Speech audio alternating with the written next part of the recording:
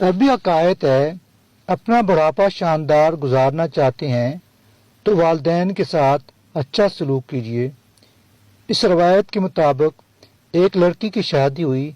शादी की पहली रात दूल्हा खाने का बड़ा सा थाल लिए कमरे में दाखिल हुआ। खाने से बड़ी इश्तिहा अंगेज खुशबू आ रही थी। शादी की पहली रात दूल्हा खाने का बड़ा सा थाल लिए कमरे में दाखिल हुआ और कहने लगा, आ खाना खाते हैं।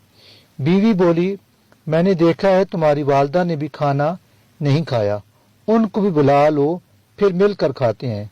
शोर ने कहा, वो सो गई होंगी, उन्हें छोड़ो, हम दोनों खाते हैं। बीवी इसरार करती रही, पर वो उसी बात पर इसरार करता रहा कि अम्मी को रहने दो। जब बीवी ने शोर का ये रवैया देखा तो उसी वक्त उसने तलाक का मुतालबा कर दिया। शोर बड़ा हैरान हुआ। उसके मुतालबे पर उसने बड़ा समझाया, लेकिन वो अपनी बात पर डटी रही, यहाँ तक कि दोनों में तलाक हो गई। दोनों अलग हो गए। फिर दोनों ने दूसरी शादियां कर लीं। 30-35 साल गुजर गए। औरत के बेटे हुए जो उससे बहुत मोहब्बत करने वाले थे, माँ का ख्याल रखने वाले। औरत बहुत आसूदा हाल थी और उसने इरादा किया कि हज करना चाहिए। सफर के दौरान उसके बेटे उससे किसी मलका की तरह पेश आ रहे थे। पांव जमीन पर उसके न लगने देते थे। सहराई सफर था। रास्ते में एक आदमी पर नजर पड़ी जो बहुत बुरी हालत में भूखा प्यासा, बाल खिचड़ी नुमा, कपड़े पुराने। उस औरत ने बेटों से कहा, देखो कौन मुसाफिर है, उसे उठाओ, हाथ मुंह धुला कर उसे खाना खिलाओ, पानी पिलाओ। चुनांचे बेटे गए। माँ ने जैसा कहा था वैसा ही किया।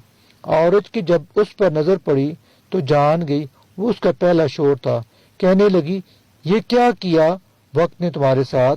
बोला, मेरी औलाद ने मेरे साथ भलाई नहीं की। औरत कहने लगी, क्यों करती कि तुम वालिदैन के साथ बुरा सलूक करने वाले हो। मैं उसी दिन जान गई थी कि तुम माँ बाप के हुकूक अदा नहीं करते, इसीलिए मैं डर गई कि कल को मेरे साथ भी ऐसा ही होगा। देखो आज मैं कहाँ हूँ और तुम कहाँ। माँ बाप के साथ बुरा सलूक अल्लाह की नाफरमानी है। अगर अपना बुढ़ापा हम शानदार गुजारना चाहते हैं तो वालिदैन के साथ शानदार सलूक कीजिए, क्योंकि ये एक ऐसा अमल है जिसका बदला दुनिया में ही मिल जाता है, ख्वाह अच्छा हो या बुरा।